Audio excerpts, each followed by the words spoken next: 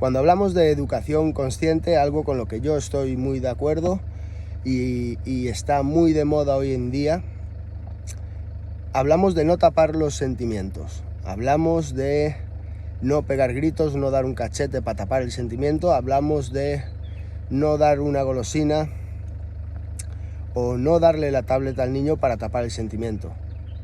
Realmente lo que estamos hablando con la educación consciente es de acompañamiento.